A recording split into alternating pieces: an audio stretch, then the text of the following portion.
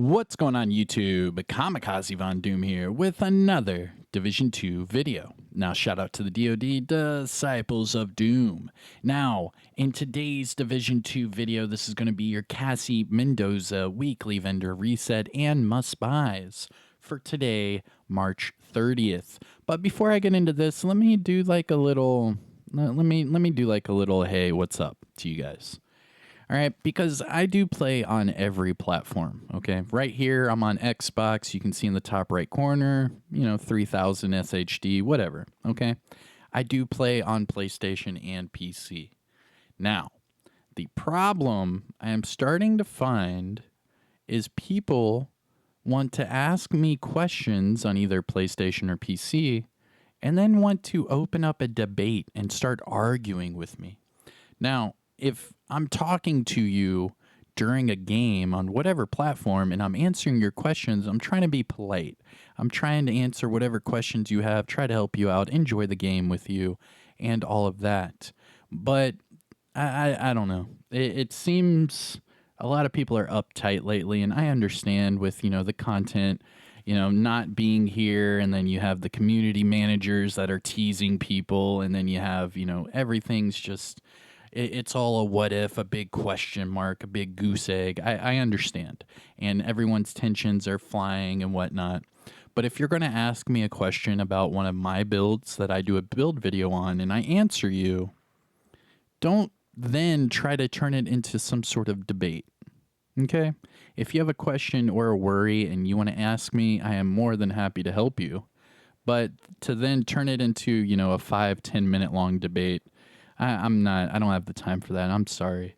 It's exhausting, and doing this full time with another business and a family and a baby and another kid. I'm busy, and me trying to answer your questions, I'm trying to be helpful right then and there. So just remember that, because that just happened to me on PC, and I know you know who you are because you told me you watch my videos. So please, if you're going to ask me some questions, be courteous. And if you don't like the answer, you can explain why you don't like the answer, but don't sit here and try to open up a whole debate. I don't have time for that. I'm sorry. Anyways, all right. So Cassie Mendoza weekly vendor reset and must buys. Before we get to Cassie, we have to find the Snitch. Now, for some reason, the last few weeks, my Snitch has been in the exact same location every week. And this is just south of the 1040 safe house. So my coordinates are 1408 by 3626. And I am just south, again, of the 1040 safe house. Now remember, you can accept the bounty. It will give you the gun runner's location. And then you can actually pick up the bounty, go to your map, and then click Go to Details under that bounty. And hit Abort. Boom. And then you can see I have all of these saved up so that, whenever I want to, I can knock them all out. And they're all heroics. So you can do this every time you see the Snitch, and you can keep all of your bounties for a later time. And again, they're all heroics. So why not, right? All right. So now we have found the gun runner's location. Now it's time to go to Cassie.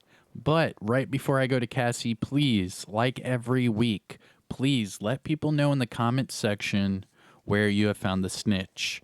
That helps out each other, and it helps everyone get to Cassie in a timely fashion before she closes. Remember, her vendor opens and closes every other day. For example, if you go to your map and you look for the white shopping cart icon, let's see, where is it? Oh, here we go. So up in West End. And then I'll click on it, and you can see it says in the top left corner, her vendor closes in 17.5 hours.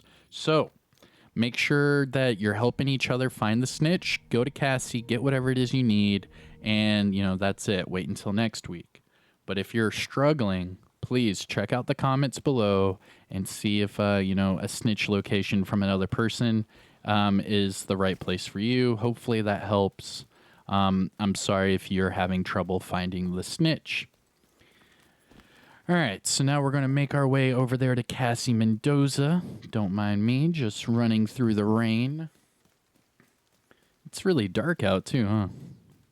Dark and cloudy. All right. Making our way to Cassie. We're about to be there. So go down this alley, and then she's actually going to be in the basement of one of these houses. And go back to this building right here, and you can see this doorway. And once you enter this doorway, it's going to be a safe area, so you don't have to worry about enemies or anything like that. And if you have never been down here before, there are 2 side missions. There's this side mission right here with Stefan, and then there's this side mission over here. I don't know this guy's name. But all right, so we are here for Cassie Mendoza. You can timestamp it, do whatever you want, but here we go. Cassie Mendoza's weekly vendor reset and must-buys for today, March 30th. All right. So, starting off at the top, we have our named items, followed by our gear set items, and then finally our high-end items. Now, the disclaimer I want to give you for the named items, if you are just now playing the game and you haven't done any of the hunters or anything like that, you are only going to see these top 2 items. Now, to get the shield splinterer to be unlocked, you have to hunt down and eliminate all of the year 1 hunters and open up the ivory chest that is in the base of ops. Once you do that, you will unlock this weapon, and Cassie Mendoza will sell it every single week. Now, for the hunter killer chest piece, kind of the same logic. You have to hunt down and eliminate all of the year 2 hunters. That is, all of the hunters that are attached to the Warlords of New York. Once you do that, you will have all of your off-white keys. Go down to the Haven, open up the off-white chest, and then you will unlock the hunter killer chest piece. Once you unlock it, Cassie Mendoza will sell it every single week. All right, so that's the disclaimer. Let's get into the inventory. Starting off with the artist tool. This is the named rifle with perfect rifleman. This one comes with damage to armor. Next, we have the forged. This is the named Richter and Kaiser holster with that 50% shield health. Really good for those shield build players out there. Next up, we have the shield splinterer. This is the named F2000 assault rifle with perfect optimist.